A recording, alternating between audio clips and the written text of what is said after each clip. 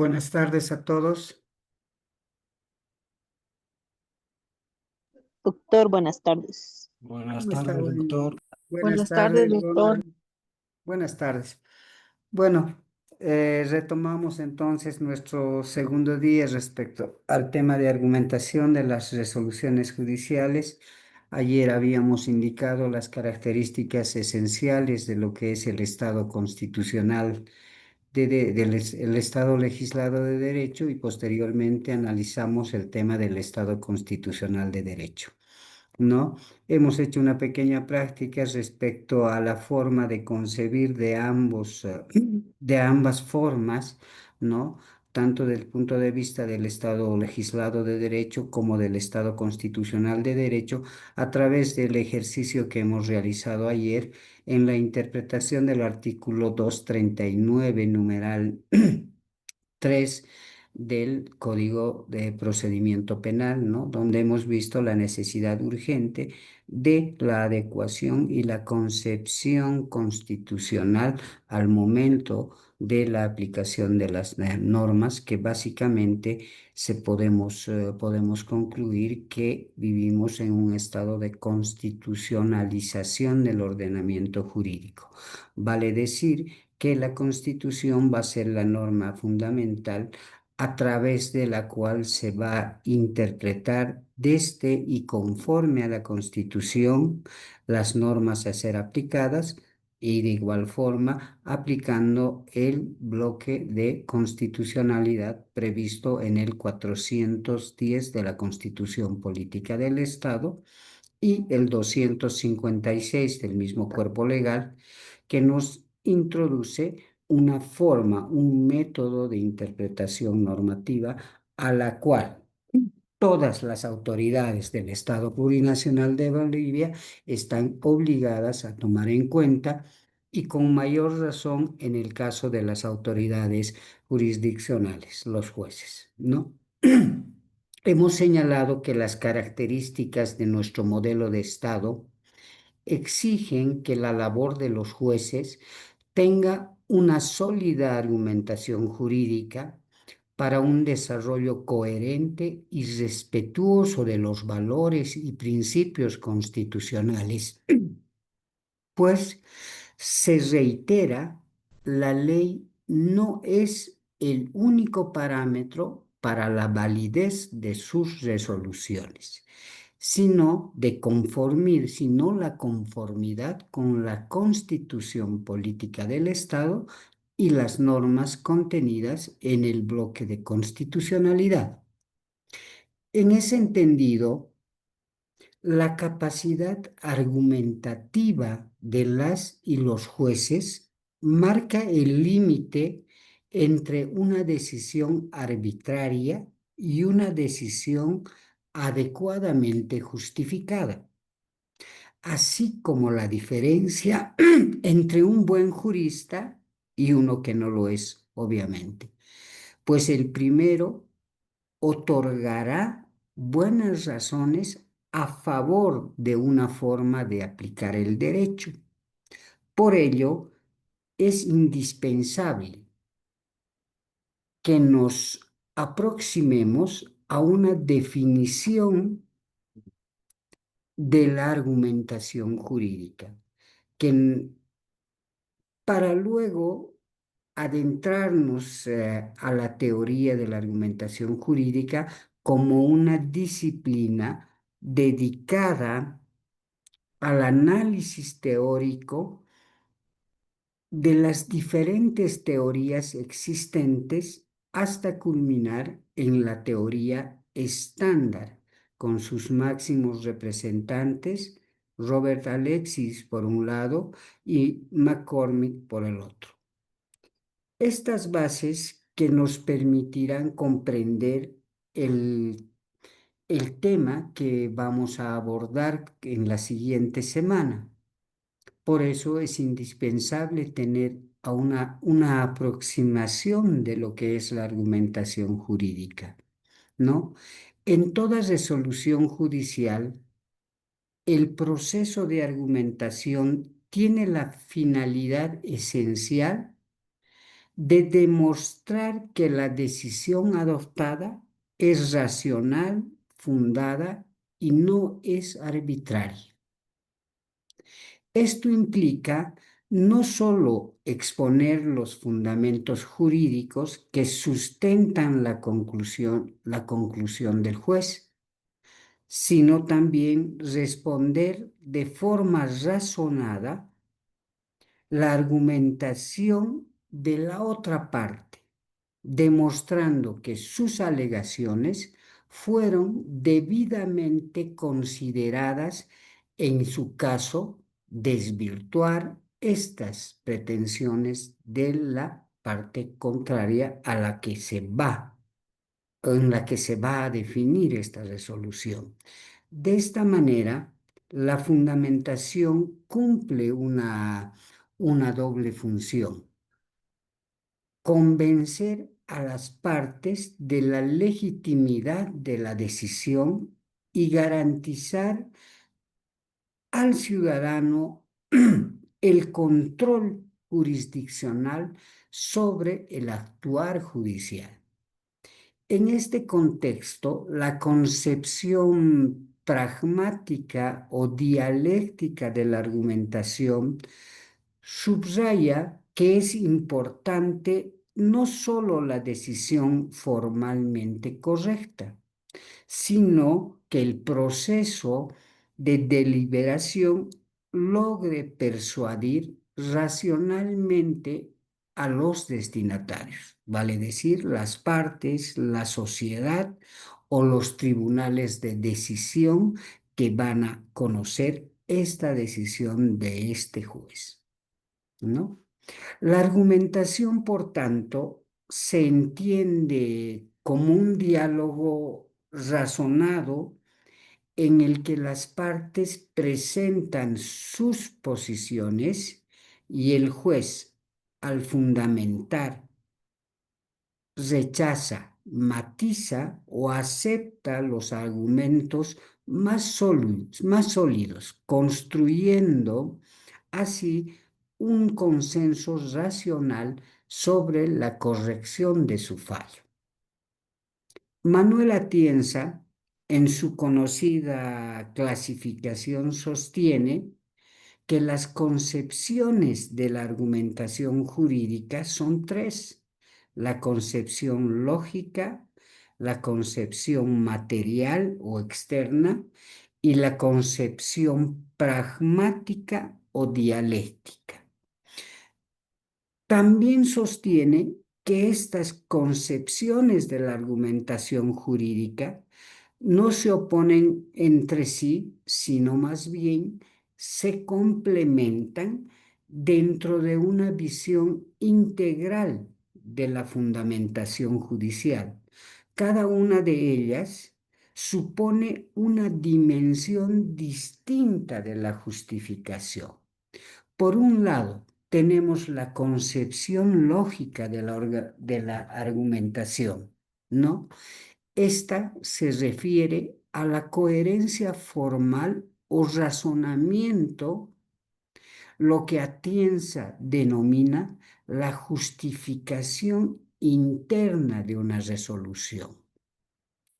Aquí los argumentos deben estar lógicamente escaneados, planteados, o de modo tal que estos argumentos esgrimidos se encuentren de forma coherente con las conclusiones.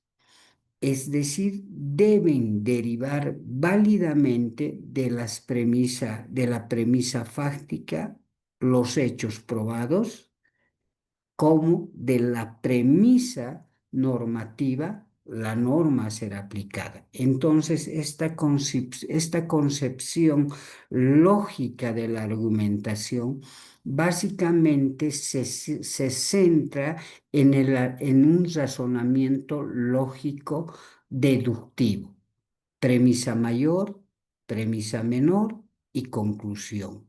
no entramos a dilucidar el tema de la validez de las premisas, simplemente su planteamiento lógico y coherente del razonamiento jurídico. Por ejemplo, en un caso penal, ¿no? La conclusión, debo condenar a X a la pena Y, solo es válida si se apoya en las premisas. Por ejemplo, quien comete el acto de clase C debe ser condenado a la pena Y. Esa es, en este caso, la premisa normativa, ¿no? Nos vamos a la premisa fáctica. Y X ha cometido el acto de clase C, la premisa fáctica. De este modo, el razonamiento judicial se ajusta a las reglas de la lógica, garantizando que la decisión no sea arbitraria ni contradictoria. ¿Correcto? Entonces, esta concepción interna, la justificación interna, básicamente se sienta en el razonamiento lógico, deductivo, sin ingresar al análisis de las premisas. El simple planteamiento correcto de la premisa normativa y la premisa fáctica nos hará concebir una conclusión coherente y válida. Por otro lado, tenemos la concepción material o de justificación externa. Esta concepción material o justificación externa nos hace pensar que la lógica, sin embargo, no basta para justificar una decisión judicial, aunque la forma de razonamiento sea correcta. Las premisas utilizadas deben ser también razonables y legítimas.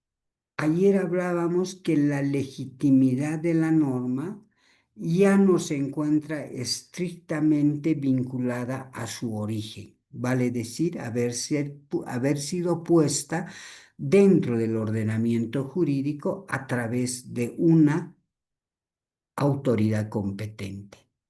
Acá, la legitimidad de la norma va a ser considerada en la medida que ésta se acomode a las normas constitucionales, a los principios y valores contenidos en la norma fundamental. La justificación externa implica entonces explicar por qué las normas, interpretaciones o valoraciones de los hechos son aceptables, renunciando a criterios constitucionales, axiológicos y de coherencia con el sistema jurídico, ¿correcto? En este nivel intervienen las consideraciones morales, políticas, pues incluso en los casos aparentemente fáciles,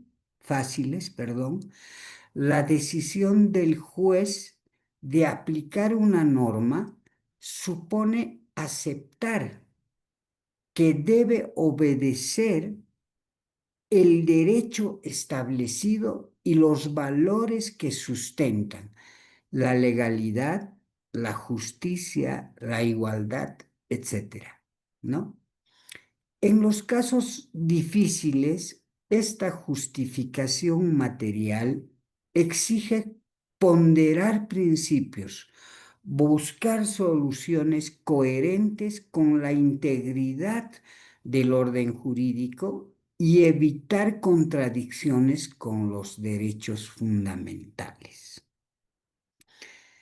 Acá podríamos tal vez ejemplificar esta parte de la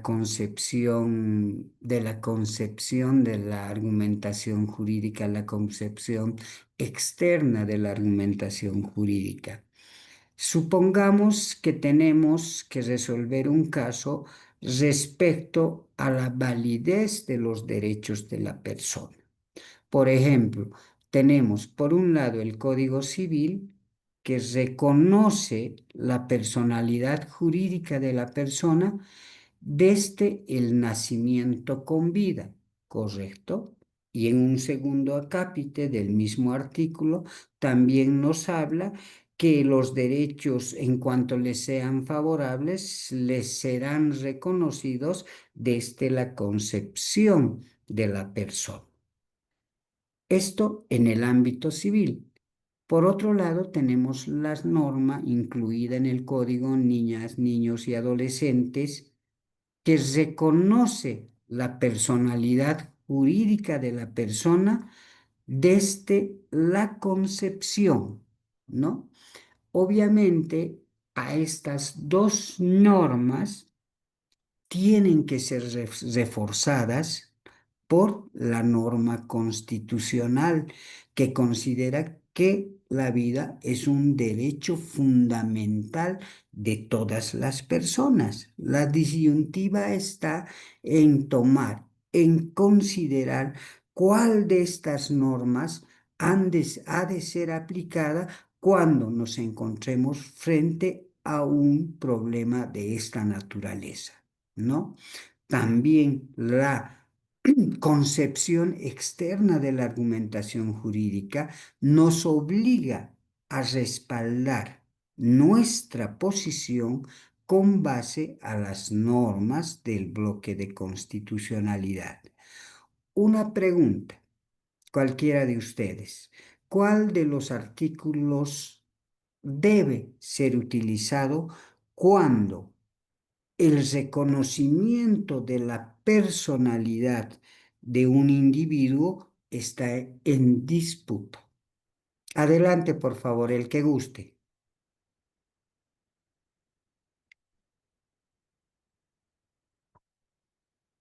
Doctor Coaquira, ¿qué opina al respecto?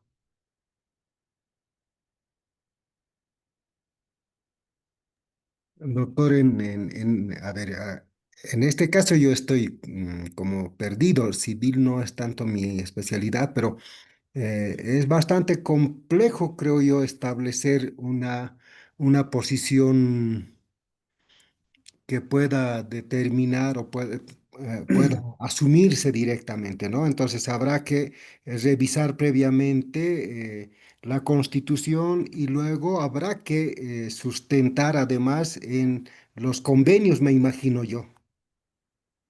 Ya, y para decidir de forma fundamentada y justificada una decisión, ¿usted cree que que sería suficiente la justificación interna? Vale decir, la utilización de la norma, ¿no es cierto? Utilizando la premisa normativa, descendiendo a la premisa fáctica y finalmente sacando una conclusión, o necesariamente para que esa decisión sea justificada y razonada, tendremos que recurrir a esta segunda concepción de la argumentación jurídica, que es la justificación externa. Entiendo que usted es más, tiene una mayor práctica en el ámbito penal. Podemos bajar esta misma idea a la aplicación del ejemplo que hemos utilizado ayer, el artículo 239 numeral 3, que hacía referencia, ¿no es cierto?, a la extinción de la extinción penal por duración máxima del proceso. ¿Cómo lo interpretaría usted con el ejemplo del día de ayer? Bueno, en el caso del ejemplo de ayer, está claro que mm, acudir directamente al silogismo no es suficiente. El silogismo sería hacer la justificación interna, no es suficiente. Claramente es insuficiente y hay necesidad de, ya lo habíamos hecho ayer, ir a la justificación externa. Y también lo hicimos ayer. Entonces, en este caso, también pienso que hay necesidad de acudir a una justificación externa. Porque si aplicamos el silogismo, nos quedamos en una decisión dentro del Estado legislado de derecho, lo cual nos obliga a utilizar o por lo menos situarnos en el Estado constitucional de derecho. Y eso nos obliga a eh, recurrir a esta justificación externa. Y en el caso concreto del ejemplo de ayer, había necesidad de no solo establecer que la norma había señalado, aunque lo decía, que no tenía que tener sentencia, pero en realidad ni siquiera menciona la sentencia, sino que esa estuviera ejecutoriada, sino está hablando prácticamente de la medida cautelar. Entonces, sin embargo, hay necesidad de justificar que esa medida cautelar, incluso habiendo sentencia que no estaba ejecutoriado, se estaba tratando de la medida cautelar y eso nos ha obligado a realizar una justificación externa desde la Constitución. En este caso, pienso también que hay necesidad de justificar de manera externa. Perfecto, sí, evidentemente muy bien está todo lo que hemos mencionado el día de ayer. ¿Alguno más que desee complementar este criterio del doctor Coaquira? Doctor, buenas tardes, le habla Álvaro. Adelante, Álvaro, adelante. Sí, doctor, bueno, en el ejemplo que usted nos plantea respecto del tema de la personalidad, bueno, nos pone en el ejemplo que existiría una especie de colisión de normas, es decir, el Código Civil que reconoce la personalidad desde el nacimiento, empero que el Código Niño-Niña establece un ámbito de protección desde la concepción. Entonces, si se suscitara un conflicto donde tenga que aplicarse estas dos normas, necesariamente debe acudirse a una justificación externa. ¿Y esto dónde para resolver este conflicto? A lo que es el bloque de constitucionalidad. La Convención Americana de Derechos Humanos sí reconoce el derecho a la vida desde la concepción. Entonces creo que ahí está la solución para poder resolver un conflicto cuando existe una colisión de derechos, como en el ejemplo que usted nos plantea, doctor.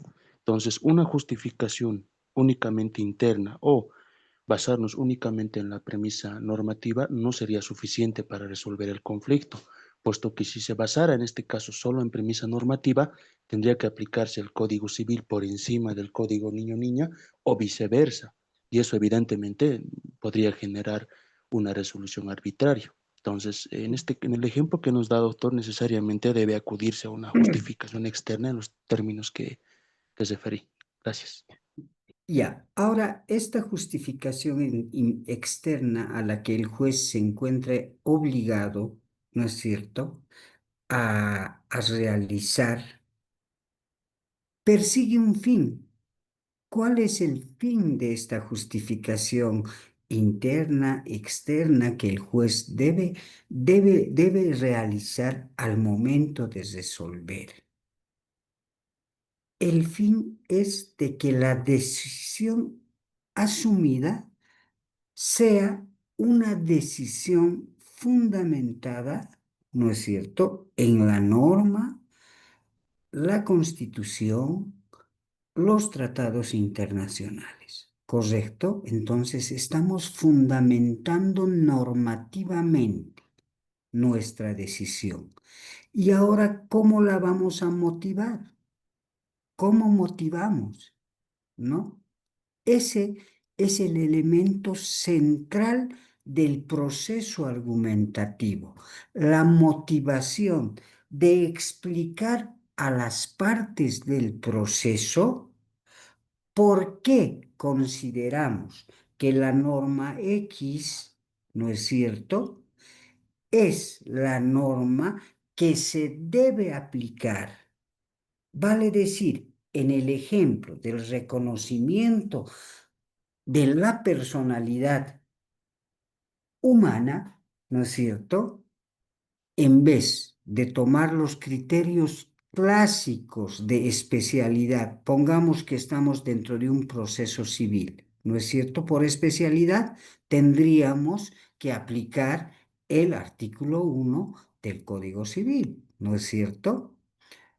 Estas concepciones tradicionales de temporalidad, la norma posterior deroga a la anterior de especialidad, la norma especial se aplica con preferencia o se aplica con razón a la norma general y, y el tema de jerarquía, ¿no? La norma superior se aplica. Pero en el caso en particular, evidentemente, como Álvaro señaló, existe un conflicto, un choque de normas. Y al momento que el juez va a aplicar una u otra, tendrá que dar las razones lógicas y coherentes para haber dejado de aplicar la norma contenida en el Código Civil para aplicar la norma contenida en la ley niño, niña, adolescente, ¿correcto? Pero esa aplicación deberá ser explicada de por qué se está aplicando esa norma, que básicamente va a consistir en indicar que conforme la Constitución, los principios contenidos en la Constitución y los principios contenidos en los instrumentos internacionales nos demuestran que la norma contenida en el Código Niña, Niño, Adolescente protege de mejor manera el derecho en conflicto. Por lo tanto, en vez de aplicar el artículo 1 del Código Civil, estamos aplicando la norma contenida en el Código Niña, Niño, Adolescente, pero lo tenemos que hacer de forma fundamentada, ¿no? Precisamente en esto radica la justificación externa, donde no solamente planteamos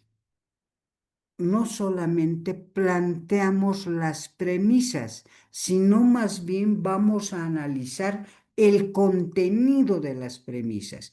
Si el contenido de las premisas está acorde a la Constitución y a las normas del bloque de constitucionalidad. Y esa explicación que realizamos de forma sistemática va a ser la motivación, lo que dé pie a un razonamiento lógico y una decisión que no se constituya en una decisión arbitraria. ¿Ya? Ahora, como ayer también recuerdo que algún compañero señalaba que el tema de los principios no es que se sustituyan, sino más bien se complementan, ¿no? En estos ejemplos, en lo que acabamos de mencionar, podemos ver de forma clara que un sistema no desplaza de forma total al otro, sino más bien que esta nueva concepción de la teoría del derecho se complementa utilizando los elementos más esenciales de la concepción del Estado legislado de derecho. Ahora bien, teniendo en cuenta esta concepción lógica, esta concepción material o práctica, nos vamos a una tercera concepción que es la concepción pragmática o dialéctica de la argumentación jurídica. La argumentación tiene también una dimensión comunicativa, ¿ya? en la que el juez no razona al vacío. ¿Qué quiero decir que el juez no razona al vacío?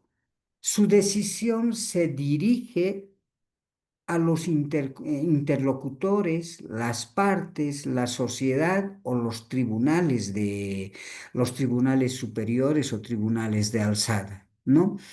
Que deben aceptar racionalmente su corrección.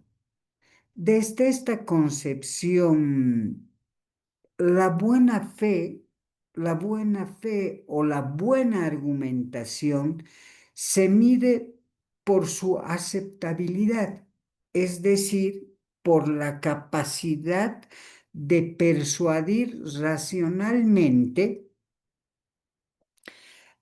a los destinatarios de un proceso discursivo donde los argumentos se sopesan, se refutan o se consensúan. O sea, la argumentación tiene el fin, ¿no es cierto?, de medir la aceptabilidad de la decisión. Será a través de este fenómeno argumentativo que el juez va a comunicar válidamente que la decisión que ha tomado en el caso concreto es una decisión razonada y razonable, ¿correcto? En este sentido, la legitimidad de la decisión judicial no proviene de su corrección lógica o material, sino también de la capacidad de convencer mediante razones comprensibles de que se ha decidido de manera justa. Prácticamente aquí estamos en el tema argumentativo, en el tema explicativo de la decisión, tomando en cuenta las premisas, la explicación de las premisas, ¿no es cierto? Y finalmente exponiendo de manera lógica y válida, ¿no es cierto?, la decisión que la autoridad judicial ha asumido con relación al caso concreto. En síntesis, podemos decir que la doctrina de Atienza, de Manuel Atienza, nos permite comprender que las tres concepciones de la argumentación jurídica conforman los tres niveles de razonamiento judicial: la concepción lógica, la concepción material y la concepción pragmática. Ahora, en el primer caso de la concepción lógica de la argumentación, el nivel de justificación es el nivel interno, el planteamiento de las premisas de forma correcta que nos van a llegar a establecer que si las premisas son correctas, la conclusión también lo es, ¿correcto? En cuanto a lo principal de esta concepción lógica de la argumentación, podríamos hacer referencia a que es la coherencia formal del razonamiento de la autoridad judicial. ¿Y qué es lo que garantiza esta concepción lógica de la interpretación jurídica? Garantiza la validez lógica de la decisión. Ahora bien, cuando hablamos de la concepción material de la argumentación jurídica, hablamos de la justificación externa, donde no es posible explicar de forma fundamentada una decisión recurriendo, como acertadamente decía el doctor Coaquira, a la simple utilización del silogismo jurídico, ¿no? Acá tendremos, o el juez tendrá que recurrir a la explicación de por qué la norma aplicable es la adecuada para resolver el caso concreto. También en este caso, el fundamento sustantivo de las premisas, vale decir, la explicación y motivación del componente fáctico de nuestro silogismo. Explicar qué son los hechos, qué valor se les otorga a estos hechos y qué son las pruebas y el valor que la autoridad judicial asigna a cada una de ellas, para llegar a una determinada decisión judicial. ¿Qué es lo que garantiza esta concepción externa de la argumentación jurídica? Básicamente, garantiza la corrección jurídica y moral de la decisión. Ya no se basa en el principio exclusivo, ¿no es cierto?, el principio de legalidad. Aquí este principio sigue en vigencia, pero ya no tiene la misma jerarquía. Aquí este principio o la decisión será más adecuada cuanto más se acerque al contenido de las normas constitucionales, al contenido de los principios y valores reconocidos en la Constitución y sin duda alguna al contenido de las normas que se encuentran en los instrumentos y tratados internacionales de los cuales nuestro país es parte, perdón. En la concepción pragmática se dan cuenta cómo se van complementando estas tres concepciones, ¿no? Básicamente comprende en la forma en que la autoridad va a explicar su decisión. Quizás esta es la parte más importante, es la parte de la resolución en la que el juez, en un lenguaje comprensible, tendrá que dar las razones de su decisión, de modo tal que esta decisión sea considerada, ¿no es cierto?, una decisión no arbitraria, ¿correcto?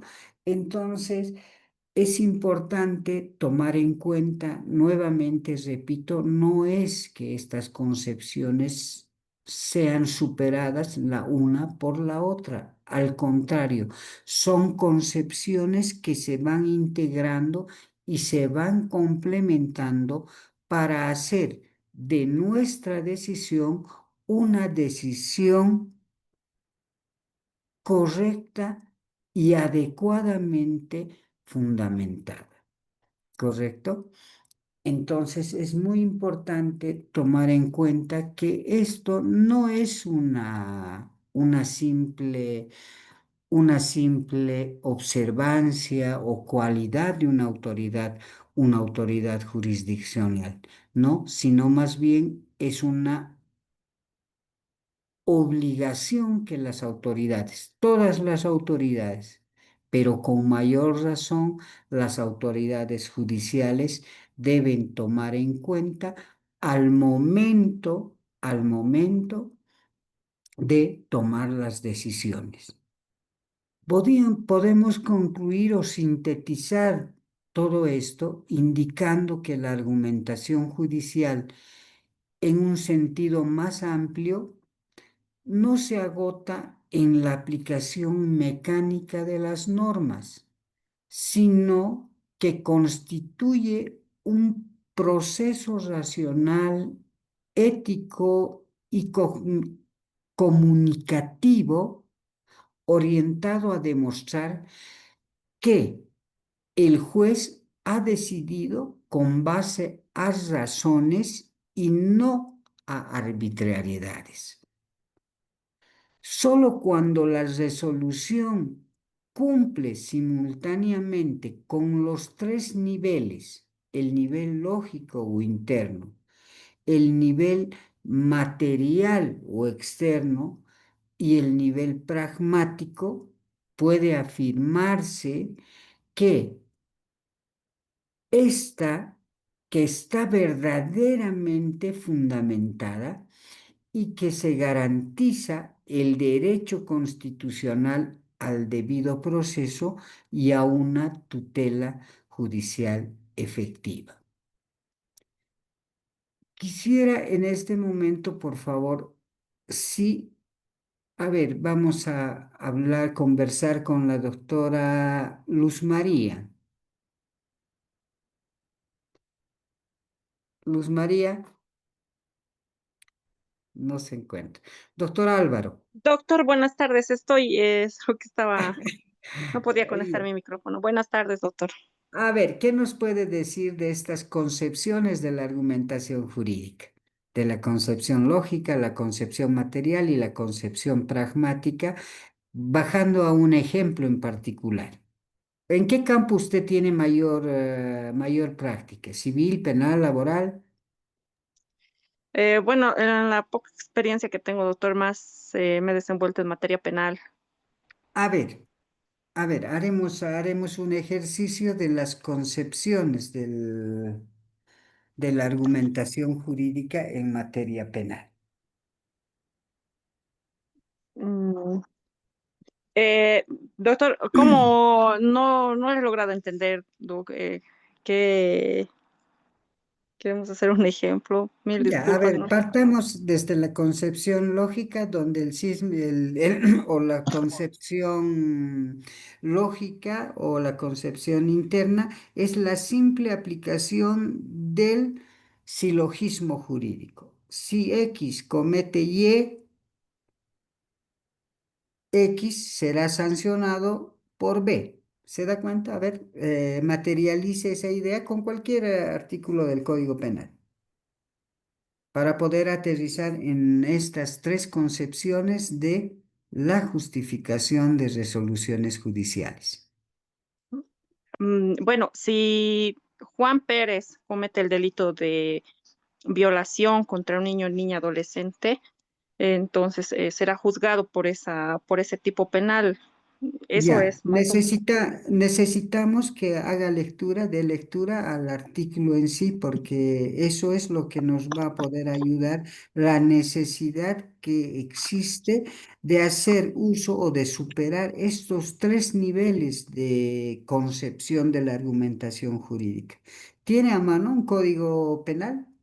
Sí, sí, doctor, estoy A con ver, el... busque el delito que más domine, tanto desde la teoría general del delito. A ver.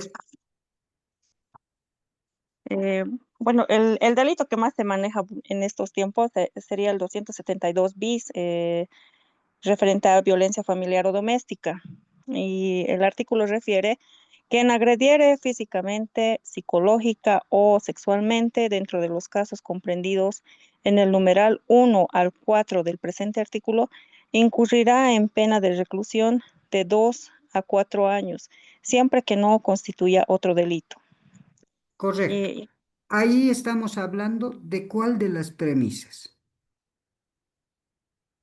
ese el silogismo lógico vendría a ser, Ya, doctor. ya, pero estamos cuando hablamos, ya estamos dentro del silogismo, la aplicación del silogismo para la resolución de un caso concreto. Cuando hablamos de la norma, estamos hablando de cuál de las premisas.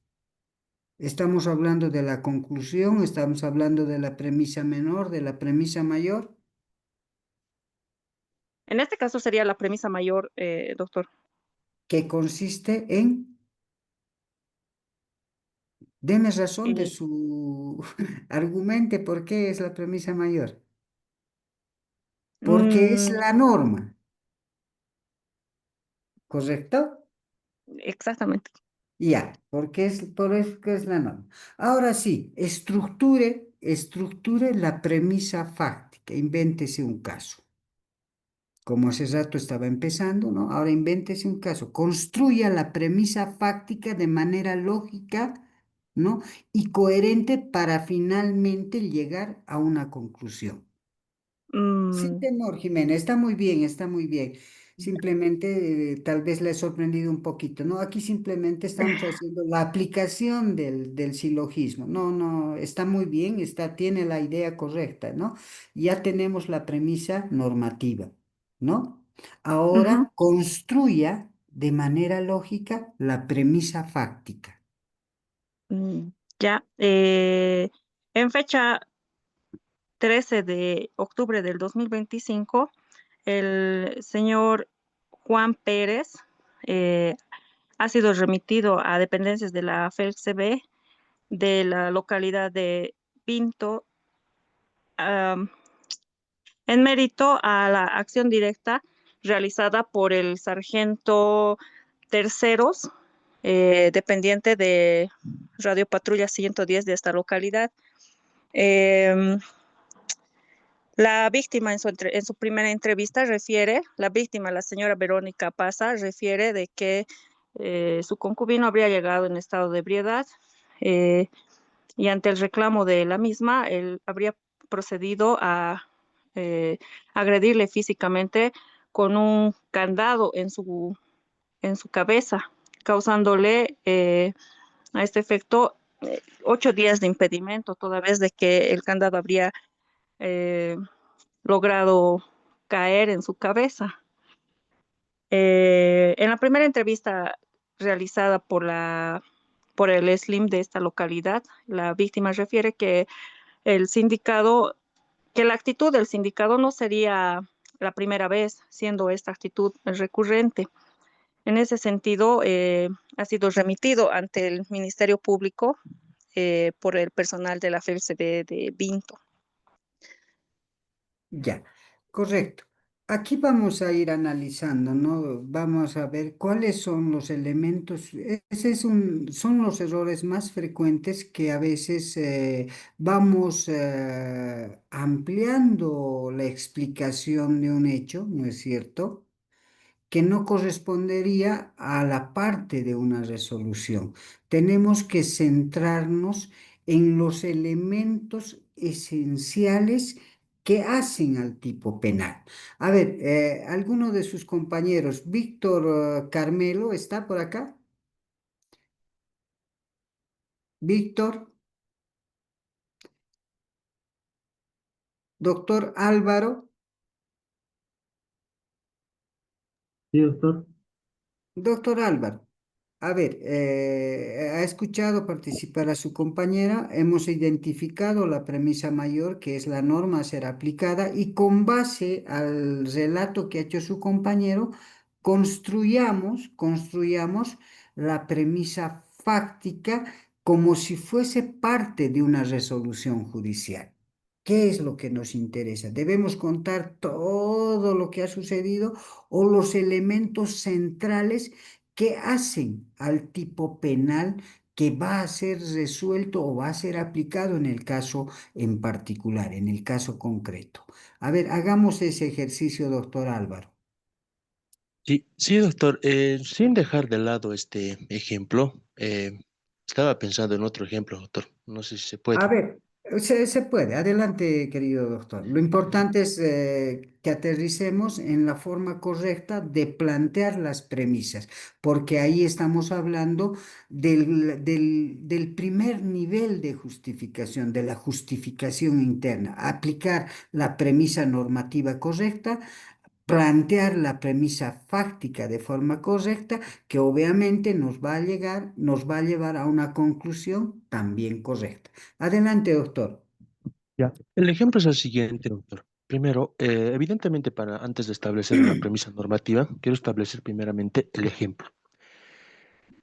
Juan y Pedro son pareja durante más de 10 años, una pareja de dos personas del mismo sexo. Pedro fallece y Juan acude a una oficina del CRC a registrar su comprobación de unión libre. donde evidentemente es rechazado con el argumento que el Código de las Familias, la Ley 603, concordante con la Constitución, reconocen únicamente el matrimonio civil y el matrimonio de hecho entre un hombre y una mujer, no así entre dos personas del mismo sexo. Entonces, ahí tenemos en primera instancia un aspecto fáctico, doctor, y también tenemos una premisa normativa, un límite de la norma. Ante este rechazo, Juan acude ante la autoridad judicial para pedir la comprobación de esa unión libre. Pero el juez de familia decide rechazar esa demanda con el mismo argumento, que la norma no permite tutelar esa figura. Entonces, ahí tenemos en primera instancia una premisa normativa. Tenemos una premisa fáctica, doctor. Adelante, adelante. Ahora bien, el juzgado que resuelve este caso decide rechazar la demanda, pero Juan dice no, impugna esta determinación. Esto llega a una sala social, sala familiar, perdón, de apelación, donde de igual forma ratifican la resolución de rechazo de esta demanda. Aquí nace un conflicto, puesto que durante los 10 años de relación de Juan y Pedro adquirieron una gran cantidad de bienes, que hipotéticamente si este matrimonio fuera reconocido, pues sería objeto de una división y partición. Pero con el límite de la norma, el Estado, mediante sus autoridades administrativas y judiciales, está negando el reconocimiento de esta figura. A partir de ahí, doctor, tenemos, como decía, una premisa normativa y una premisa fáctica. Para resolver este conflicto, puede acudirse en este caso, si lo Juan acude a la jurisdicción constitucional, porque ya no existe otra vía de reclamación, es la última. Y por ende corresponde resolver este conflicto. Acá ingresa necesariamente, ¿ya? Otro tipo de premisas. En este caso, dentro de las concepciones de la argumentación jurídica, no solamente la lógica, sino también la material. Doctor, dígame. Álvaro, a ver, para ir aclarando y que nuestros compañeros también puedan ir entendiendo, es un ejemplo muy, muy, muy didáctico, le agradezco muchísimo, ¿no? Estamos frente a una pareja que ya lleva más de 10 años de vida en común, ¿correcto? Sí, doctor. En este punto es bien importante dejar bien claro, sé que ustedes lo saben, pero quiero recordarles, no hay matrimonios de hecho, ¿ya? Perdón. Siempre se manejaba, ¿no es cierto? Que cuando ya vives más de 2 años es matrimonio de hecho, no, no, lo que hay es una unión conyugal libre que puede ser sujeta de protección al igual que un matrimonio, ¿correcto? Entonces debemos desechar de nuestro lenguaje los matrimonios de hecho pero porque no existe. Aquí hay que puntualizar, querido Álvaro, ¿ya? Esta persona, la pretensión de esta persona, ¿no es cierto? Es que se reconozca a esa unión como una unión conyugal libre para gozar de los derechos que la ley señala para los matrimonios, ¿correcto? ¿Estoy bien, estimado Álvaro? Sí, doctor. Ya, esa es la pretensión. Ahora sí, la causa. La pretensión es lo que uno quiere, ¿no es cierto? La causa petendi. ¿Cuál es la causa petendi? Aquí usted tiene que centrar su atención. ¿En base a qué artículo él está solicitando se le reconozca esta unión conyugal libre ante la autoridad jurisdiccional competente, el juez de familia? Y aquí está el conflicto, tomando en cuenta que Juan y Pedro son personas del mismo sexo, ¿no es cierto? Y el código de familia, entre los requisitos de validez del matrimonio se encuentran que éste sea celebrado entre un hombre y una mujer. ¿Correcto? ¿Cuál es la norma? Ahí tendría que identificar. Se da cuenta, para el conflicto aquí ya hay una... no pensemos de que las premisas son únicas. Pueden haber premisas, de acuerdo a las pretensiones, pueden haber una o varias premisas, ¿no? En el caso en particular, hay premisas normativas que van a estar relacionadas al reconocimiento de esa unión conyugal libre, ¿no es cierto?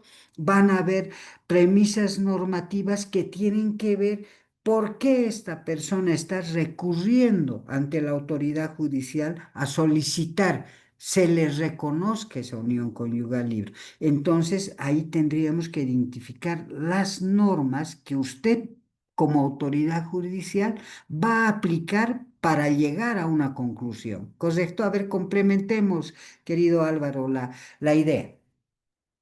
Sí, doctor. Bueno, con la aclaración de que independiente del término, sí, doctor, es una comprobación de unión libre lo que pretende propiamente, en este caso, en el ejemplo, ¿no? El solicitante de la tutela. En ese Ya. entendido, la ley 603 evidentemente establece la igualdad entre lo que es la unión libre y el matrimonio civil, con los mismos efectos. De hecho, en este momento, doctor, me encuentro buscando el artículo propiamente, pero ese es el conflicto y la premisa normativa también es en base a la Constitución y la ley del Código de Familia. Aguárdeme, por favor, doctor. Perdón. Adelante. Aguárdeme un segundo, le decía, doctor. Un segundo, estoy Siga, buscando siga, el siga, artículo. siga, no se preocupe.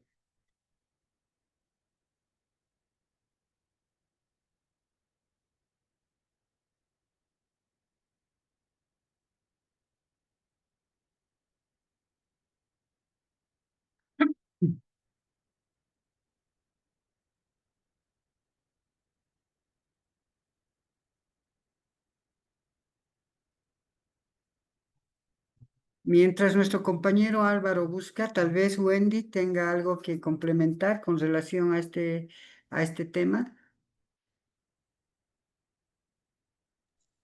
Estoy buscando un artículo, doctor, que leí respecto a que se reconoce la diversidad de las familias Per- y tal vez a la luz de ese artículo y que los derechos son progresivos, si bien nuestra norma no recoge y no reconoce la unión entre personas del mismo sexo, existen estándares internacionales. O sea, nosotros no tenemos la norma específica, pero podemos guiarnos por principios de derecho internacional para aplicarlos y tutelar los derechos, o sea, aplicando los principios, ¿no? No específicamente la norma, porque justamente estaba indagando al respecto y no son muchos los países que reconocen. En realidad no creo que no existe país que reconozca, porque algunos sí les dan autorizaciones para que puedan bueno, reconocer su unión libre, pero a veces son restrictivos. Y al respecto, considero de que podríamos aplicar los principios de derecho internacional para tutelar los derechos de estas personas que quieren que se les reconozca su proyecto de vida en común, bueno, ya ante el fallecimiento del otro. O sea, en resumen, se dan cuenta que aquí una justificación interna no nos ayuda a resolver de forma razonable o razonada el conflicto en particular. Eso quiero que vayan asentando, que vayan tomando muy en cuenta porque es lo elemental de la forma de argumentar de manera adecuada la decisión judicial. Y también desde el punto de vista de los abogados en el ejercicio libre, de plantear su pretensión, la pretensión de sus representados de forma adecuada, de modo tal que el tribunal se vea obligado a recurrir a la utilización de estas normas. En términos resumidos, podríamos decir que el ordenamiento jurídico interno debe ser justificado, se deben aplicar los principios. La simple norma no es suficiente, es la base, pero no es suficiente para resolver de forma razonada el conflicto que estamos analizando, ¿correcto? Eso quiero que vaya saltando. Vamos a ir complementando las ideas. Álvaro está muy bien. Adelante, ¿ya tiene la norma? Sí, doctor. Artículo 147 de la Ley 603. Cuando nos habla del matrimonio, refiere la mujer y el hombre que pretendan constituir matrimonio se presentarán personalmente o bien uno de ellos por intermedio del representante legal con poder especial notariado ante el oficial de registro cívico, expresando su identificación, lugar, fecha, Álvaro, nacimiento, profesión y demás. Doctor, Álvaro, ese es a ver, doctor. Sí. ya, no es la norma adecuada, no es la norma adecuada. Por eso debemos partir de la pretensión de las partes, ¿no es cierto? Y la pretensión prácticamente tiene dos componentes, ¿no es cierto? La causa petendi o la causa de pedir, ¿no es cierto? ¿Cuál sería en este caso la causa de pedir? Que Juan y Alberto tienen una relación conyugal que tiene más de 10 años o tiene 10 años. Esa es la causa de pedir, ¿no es cierto? Ahora sí, ¿qué es la pretensión? ¿Qué es la pretensión? La pretensión es lograr el reconocimiento, ¿ya? Entonces, ¿qué norma se aplicaría? ¿Qué norma del Código Civil, o perdón, del Código de las Familias reconoce a las uniones conyugales libres y además les reconoce los efectos personales y patrimoniales que le son reconocidos a los matrimonios? Entonces, la norma que debemos utilizar del Código de las Familias es precisamente esa, la norma que reconoce esos efectos que produce el matrimonio en personas de diferente sexo. Y ahí vamos a ir complementando con lo que acaba de mencionar nuestra compañera Wendy, ¿ya? A ver, adelante, bajo ese punto de vista, identifique la premisa normativa en el caso que usted ha planteado. Sí, doctor, está bien. Eh, el artículo 137 de la Ley 603 nos habla, el matrimonio y la unión libre son instituciones sociales que dan lugar al vínculo conyugal o de convivencia, orientado a establecer un proyecto de vida en común, siempre que reúnan las condiciones establecidas en la Constitución y el presente Código. Conllevan iguales efectos jurídicos, tanto en las relaciones personales y patrimoniales de los cónyuges o convivientes, como respecto a las o los hijos adoptados o nacidos de aquellos. Este sería, Ya, doctor, muy la premisa normativa. exacto, esa es la premisa mayor, ¿no es cierto? La premisa normativa. Ya hemos identificado la premisa normativa. Ahora, plantee la premisa fáctica. Ahí es donde usted debe decir, Álvaro y Juan tienen una relación, ta, ta, ta, ta. A ver, adelante, Álvaro. Ya. En el presente caso, el artículo 137 reconoce al matrimonio y a la unión libre con similares efectos tanto a nivel personal como a nivel patrimonial. En ese entendido es que, dentro del presente caso, si bien el solicitante requiere la tutela efectiva, el reconocimiento de esta unión libre, se encuentra con un impedimento legal, que es que para el reconocimiento de la unión libre, la Constitución, de igual forma el Código de Familia, exige que sea entre un hombre y una mujer. Dentro del presente caso, se puede evidenciar que, partiendo de la premisa normativa, no cumpliría esta condición para que esta unión libre pueda ser reconocida como tal. Muy bien. Sin embargo, de Ah, aquello, adelante, adelante. no es menos cierto que nuestra Constitución ha establecido un bloque de constitucionalidad estableciendo que cuando la norma internacional contenga normas más favorables que la misma Constitución y la ley, va a tener una aplicación preferente en base al estándar de protección más alto. Bajo esa premisa, la Corte Interamericana de Derechos Humanos ha establecido que no puede negarse ningún derecho a las personas, ya sea por diferencias de sexo, identidad sexual, identidad de género, etc. Dentro de este ámbito se puede establecer que la norma internacional otorga un ámbito de protección más favorable al presente caso y debe ser aplicado de forma preferente a las premisas normativas de nuestro ordenamiento jurídico, correspondiendo en consecuencia otorgarse una tutela judicial efectiva en el presente caso para un reconocimiento de una comprobación de unión libre, con todos los efectos que reconoce nuestra legislación a este tipo de uniones libres.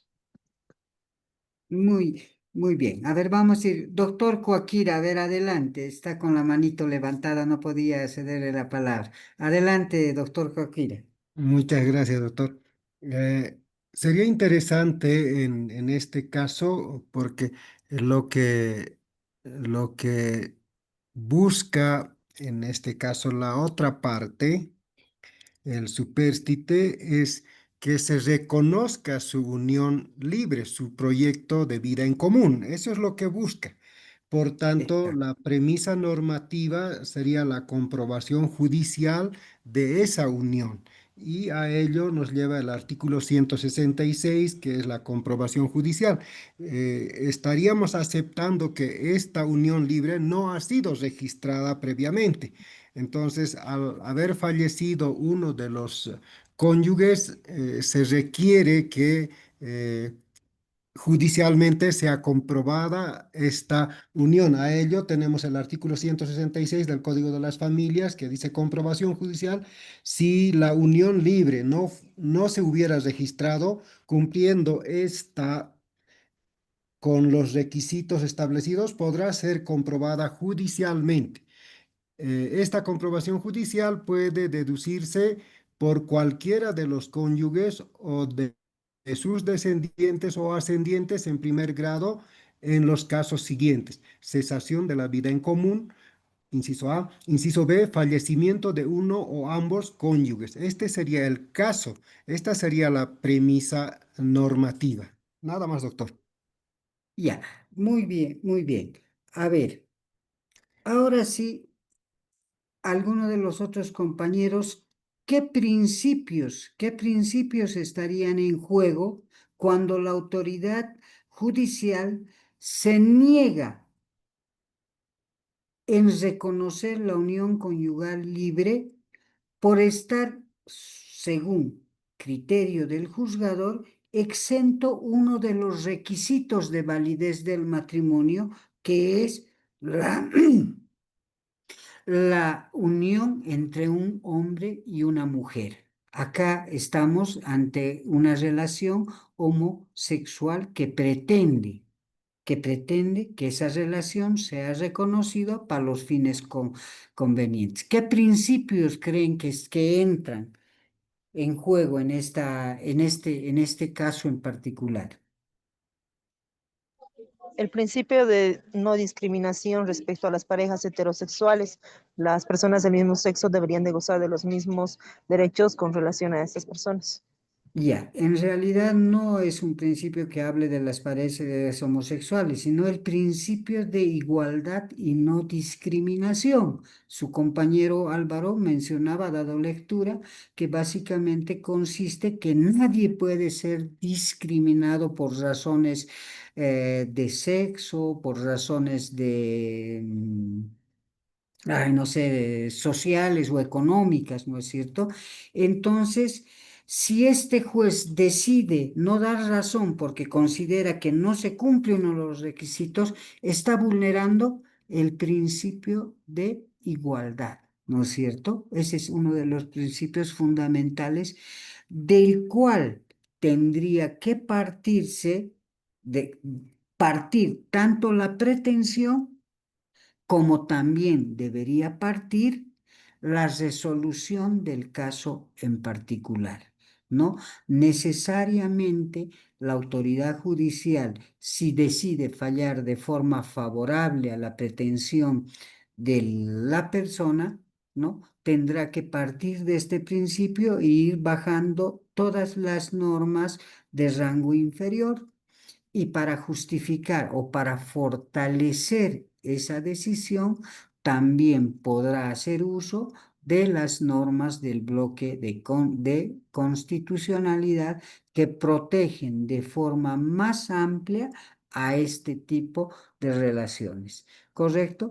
¿Alguna persona más que quiera hacer algún comentario con relación al tema en particular? Doctor Ronald. Doctor, buenas tardes. Sí, evidentemente, tal vez también uno de los principios que en relación al caso que han planteado los compañeros también estaría inmerso el principio de la personalidad. Ya, adelante, adelante. Sí, ¿Por qué? porque evidentemente cada persona pues tiene el derecho a decidir sobre su orientación sexual y su vida afectiva. Ya. A ver, nuestra compañera Janine, por favor, Janine Fernández.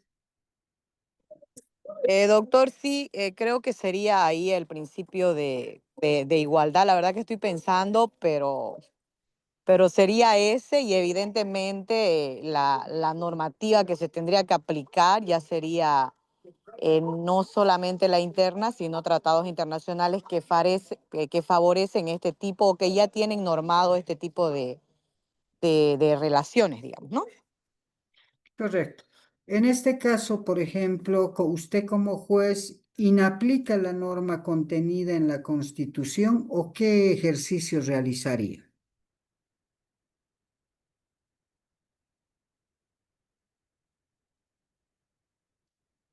doctora.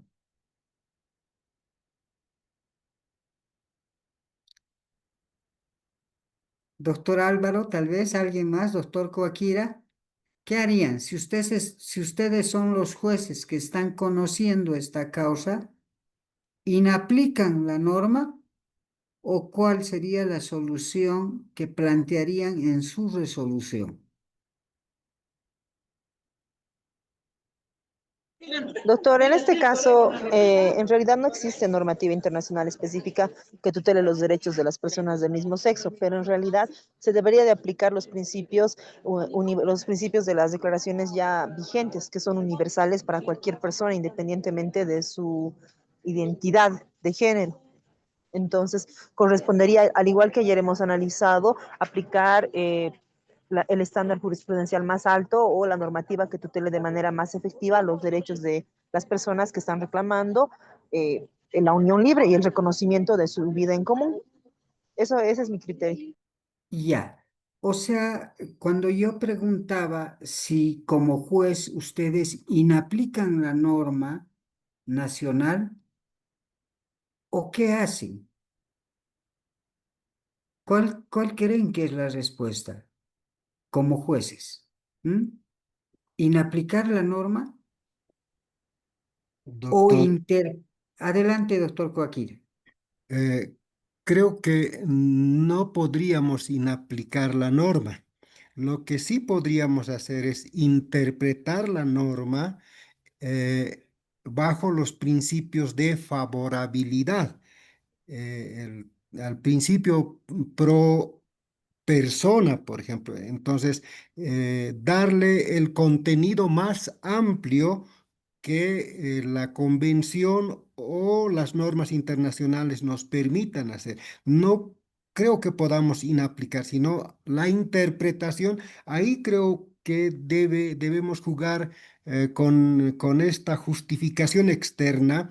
Esa interpretación deberíamos explicar por qué interpretamos de la manera más amplia, más favorable, pero deberíamos dar nuestra razón por la que estamos interpretando de esa manera. Ello creo que es la labor que debe realizar el juez. Exactamente, doctor Coaquira. El juez no hablamos de inaplicar o desechar una norma, sino interpretarla desde y conforme a la Constitución y el bloque de constitucionalidad. Y ahí precisamente entra el trabajo, la carga argumentativa por parte de la autoridad judicial para dar razones. Supongamos que el juez falla de forma favorable, reconociendo la unión conyugal libre para desencadenar los efectos que conlleva, ¿no es cierto?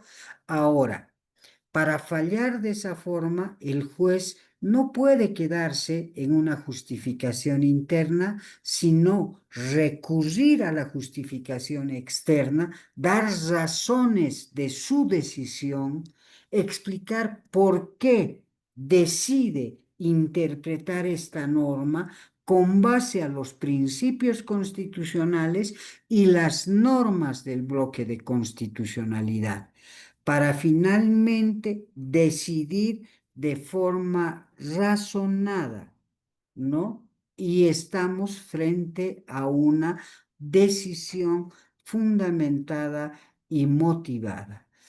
Al momento de que el juez procede a la construcción de la premisa fáctica y en el caso en particular que estamos analizando, a la deconstrucción de la premisa normativa, está dando las razones de por qué decide por el reconocimiento de esa unión conyugal libre, pese a que una norma interna de nuestro derecho de las familias exige como requisito de validez del matrimonio que sea celebrado entre personas de ambos sexos o de dos sexos, un varón y una mujer.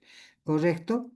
Entonces, eso es lo más importante que nos ayuda a entender la importancia del proceso, de la carga argumentativa que el juez debe desplegar al momento de realizar una resolución judicial que no sea arbitraria. ¿Correcto? Ahora, tenemos también, creo, entre nuestros participantes abogados en el ejercicio libre, ¿no? ¿Alguno de ustedes? Adelante, si alguno de ustedes desea participar como abogado libre.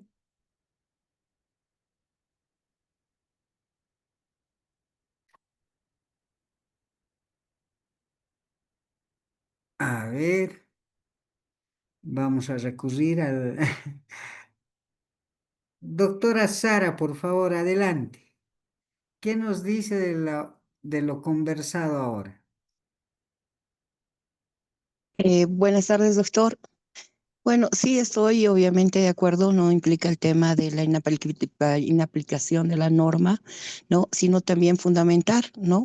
Básicamente en el artículo 14, el párrafo 2 acerca del tema de la discriminación, y también el 256, el 2, ¿no? Que dice que los derechos reconocidos en la Constitución serán interpretados de acuerdo a los tratados internacionales de derechos humanos cuando estos prevean normas favorables, lo cual obviamente hace que el juez pueda fundamentar obviamente la decisión, ¿no? Que está tomando. Eso, doctor. Perfecto. A ver, vamos a hacer un nuevo ejercicio, ¿ya? A ver, vamos a buscar un artículo en particular que nos pueda ayudar a utilizar el ejemplo. A ver, vamos a ver acá. Déjeme un minutito.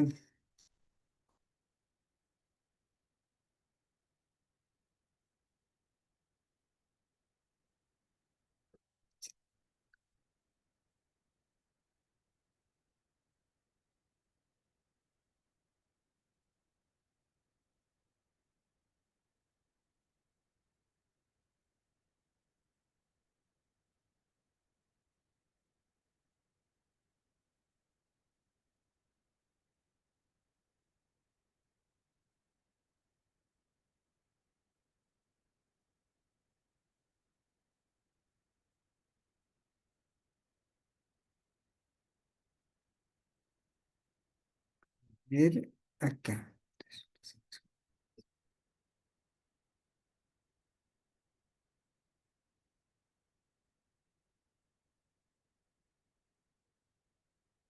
¿Les parece que utilicemos el tema de la tan recurrentes que es el tema de las detenciones preventivas? A ver, vamos a inventarnos una situación fáctica. Vamos a construir nuestro caso en particular. Ya, supongamos que X persona, Juan, lo vamos a denominar Juan, ha sido sorprendido en poder de sustancias controladas. ¿Ya?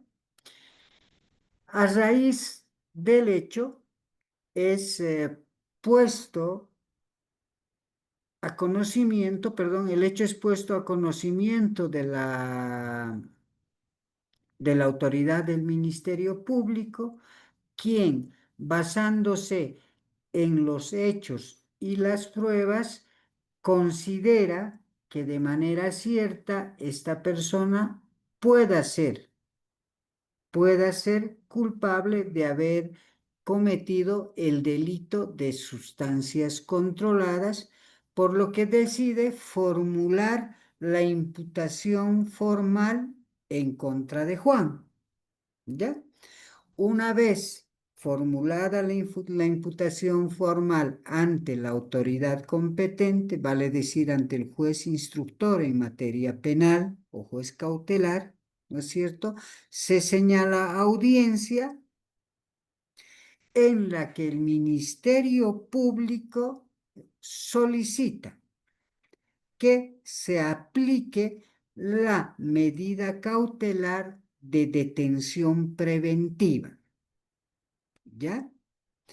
Con base a este ejemplo vamos a ir construyendo, vamos a indicar que la defensa de Juan alega de que no concurren los requisitos para que proceda la detención preventiva y sin embargo el Ministerio Público insiste en la aplicación de la misma.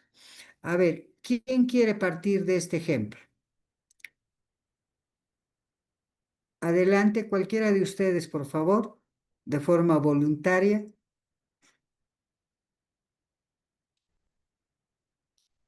¿Alguno de ustedes se anima? Adelante, adelante.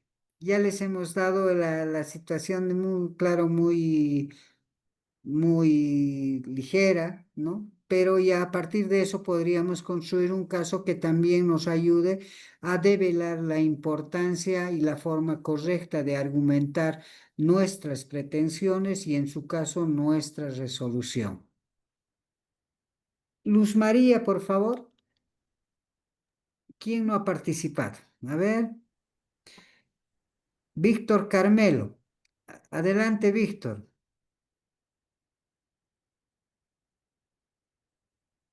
Víctor. No está Hola, hola. atento. ¿Cómo está, querido Víctor? A ver, me escuchó el caso que hemos planteado, los hechos que les he explicado. Ahora construyamos nuestra argumentación desde el punto de vista de que usted como juez debe resolver la solicitud del Ministerio Público de aplicar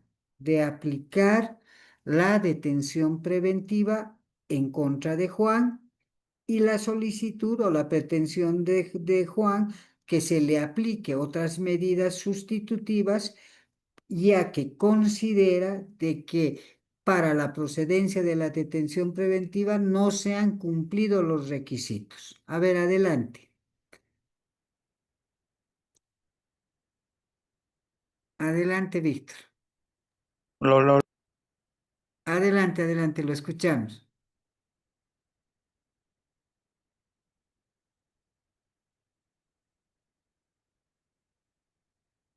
Hola, hola, hola, hola.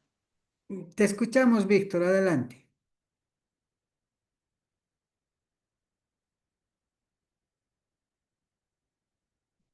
Nuestro compañero Víctor creo que tiene alguna dificultad en su audio. Ronald, por favor, adelante.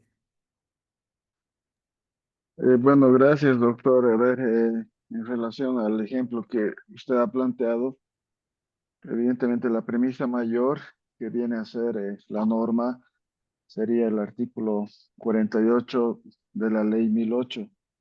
Y ¿Ya? la premisa menor vendría a ser la relación fáctica que usted ha establecido que a este ciudadano X se le ha encontrado en posesión de sustancia controlada y por lo tanto ha sido imputado por un delito de tráfico de sustancias controladas. Y Muy bien. evidentemente para la concurrencia de una medida de la detención preventiva, pues debe cumplir con ciertos requisitos que establece, permítame revisar el código, el 230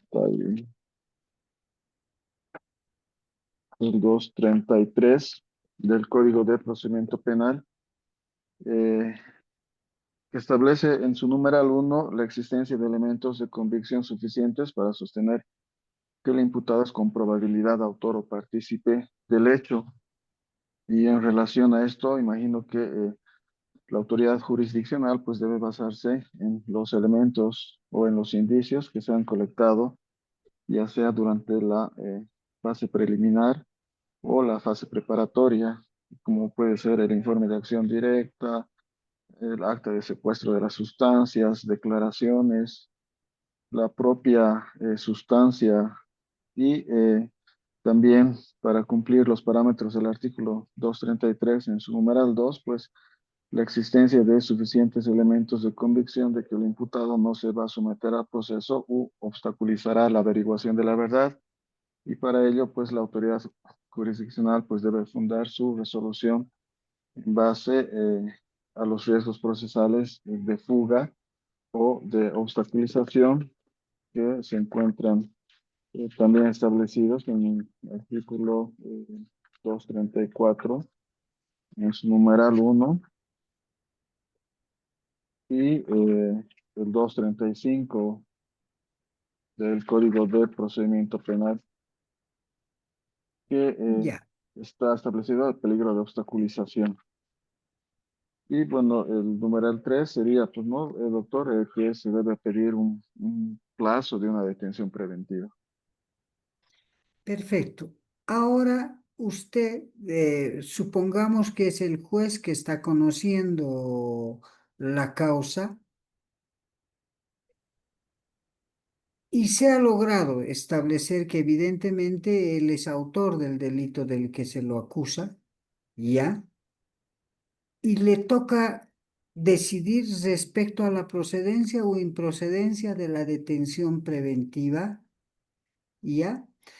Ahora fundamente de forma discursiva lo que acaba de mencionarnos. Construya la premisa fáctica del caso que estamos analizando. ¿Cómo lo haría? Mm, doctor, como una especie de resolución. En el marco de una resolución. Haga de cuenta que usted es el juez que está decidiendo. Ya hemos planteado la premisa normativa. Ahora explique la premisa fáctica, construya la premisa fáctica y finalmente vamos a llegar a lo que es la conclusión.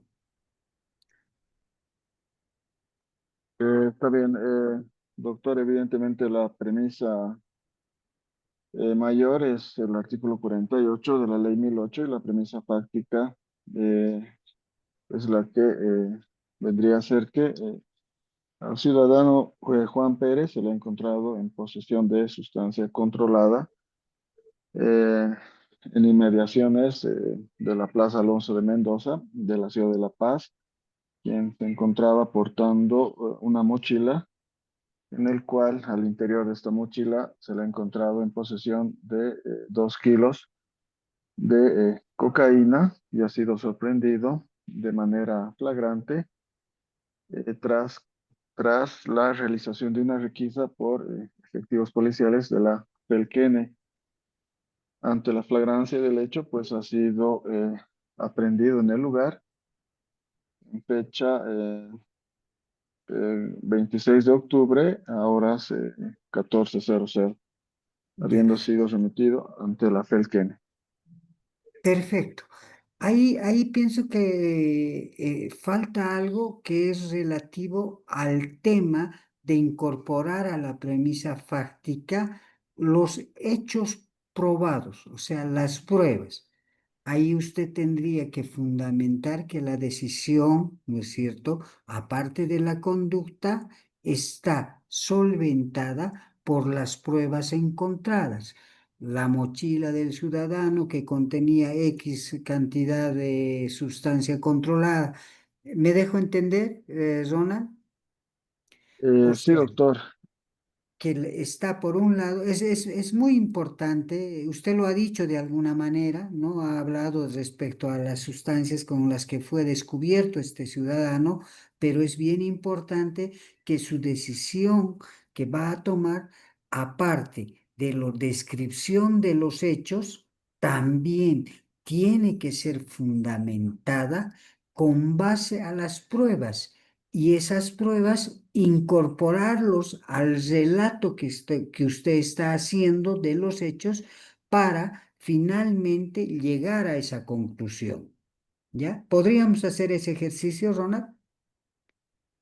A ver, claro que sí, doctor. A ver, evidentemente, bueno, se puede llegar a establecer que de la revisión del cuaderno de investigaciones ofrecido por el Ministerio Público, se llega a contar con el informe de acción directa elaborado por el sargento Arequipa, de fecha 26 de octubre.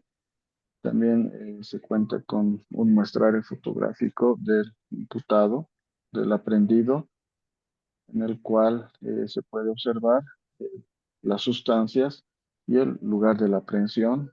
También se puede llegar a establecer que también se cuenta con el acta de requisa personal del imputado.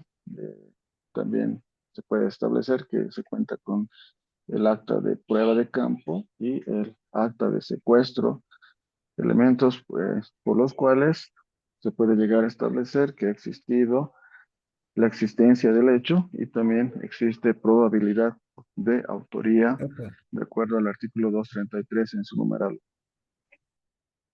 X. Ya, está muy bien, Ronald. Ahora sí, ya tenemos la narrativa, ¿no es cierto?, de los hechos. Ya. Ahora sí, no nos olvidemos que estamos en una audiencia de aplicación de medidas cautelares. Lo que verdaderamente se discute en este tipo de audiencias es la autoría como tal o la concurrencia o no de los requisitos que hacen posible la aplicación de la medida cautelar de la detención preventiva. A ver, ¿alguno de sus compañeros que quiera tal vez colaborar? Doctor, Wendy, adelante. ah, Gracias, doctor. Bueno, como usted lo ha manifestado en esta audiencia de aplicación de medidas cautelares, lo que se analiza son los riesgos procesales para ver si se va a someter o no voluntariamente a la investigación que se está desarrollando, la probabilidad de autoría y el peligro de fuga. Entonces, no sé si sería correcto señalar de que considerando la imputación presentada por el Ministerio Público, los hechos expuestos en la audiencia y toda vez que el imputado no ha demostrado que cuente con domicilio, familia y trabajo. Asimismo, existen elementos que hacen ver que es con probabilidad autor del delito tipificado en el artículo 48 de la Ley 1008, que establece el tráfico de sustancias controladas. Asimismo, existiendo los riesgos de obstaculización y peligro de fuga, se establece la detención preventiva. Muy bien, ven, A la era luz un de la... elemento. ¿Perdón? Está muy bien, Wendy. En realidad esa es la esencia de una audiencia de aplicación de medidas cautelares. Básicamente se centra en la concurrencia o no de los requisitos para que proceda la detención preventiva como tal o en su caso se aplique una medida sustitutiva, ¿no es cierto? Luz María, adelante. bueno, doctor, era lo mismo que quería referir, que en esta audiencia se va a considerar lo que establece el artículo 233, la probabilidad de autoría en este caso y los riesgos de fuga y de obstaculización. En ese sentido, si las partes, o bueno, en este caso, si la defensa desvirtúa los riesgos solicitados o fundamentados por el Ministerio Público, entonces el juez tendrá que determinar por una medida cautelar personal diferente a la detención preventiva. Correcto. Entonces, lo que quiero resaltar en esta parte, el proceso penal simplemente nos sirve como un ejemplo, ¿no? Evidentemente, pues, se hace un mayor desarrollo. Estoy seguro que Juan Carlos podría desarrollar de manera mucho más amplia, pero simplemente acá lo que quiero hacer que resalte y que quede como parte del día es de que una adecuada argumentación con base a argumentos fácticos, con base a argumentos normativos, nos va a llevar a una decisión no arbitraria, ¿no? Y para eso, al momento de proceder a la construcción o la aplicación de la norma al caso concreto, ¿no es cierto? Tendremos que construir de forma adecuada la premisa normativa. Posteriormente, construiremos la premisa fáctica, que es bien importante que ustedes tomen en cuenta, que está constituida con el relato de los hechos, pero principalmente con las pruebas, ¿no? ¿Por qué? Porque si una decisión judicial no puede basarse en hechos que no han sido probados. O sea que aquí, para proceder a la detención preventiva, tiene que probarse que Juan, el imputado, ¿no es cierto?, tiene o presenta un riesgo de fuga porque no se está tramitando una visa, ya la parte teórica, ¿no? Lo importante es de que esa decisión, esa construcción fáctica del proceso argumentativo debe estar asentada y basarse en hechos probados. Si no se basa en los hechos probados, estamos ante una decisión arbitraria, ¿correcto? Entonces, resumimos, la premisa fáctica está conformada por los hechos y las pruebas, ¿ya? Eso es lo importante. Con ambos elementos podríamos llegar a una conclusión inicialmente correcta, ¿no es cierto? Norma, hechos y conclusión. En las próximas clases, cuando ya vayamos viendo el tema de las clases de argumentación, ya vamos a poder ir desglosando estos mismos ejemplos para demostrar de manera práctica y además aplicada al quehacer jurisdiccional de en qué forma y cómo es la manera correcta de fundamentar, motivar una resolución judicial. Bueno, les agradezco nuevamente por haber participado de esta clase, ¿ya? La próxima semana ya vamos a entrar a lo que es prácticamente la parte más importante del proceso argumentativo. Vamos a ver unas teorías, vamos a hacer ejercicio en base a resoluciones judiciales, vamos a también algo bien importante y creo que es lo más rescatable de estos niveles de enseñanza, vamos a analizar jurisprudencia relacionada a cada uno de los temas que vayamos abarcando en la explicación. Les agradezco nuevamente y que tengan muy buenas noches. Mañana ya seguramente todos nosotros vamos a trabajar. Muy buenas noches a todos. Hasta la próxima semana. Buenas noches, doctor. Buenas noches, Buenas colegas. noches, doctor. Buenas noches, doctor.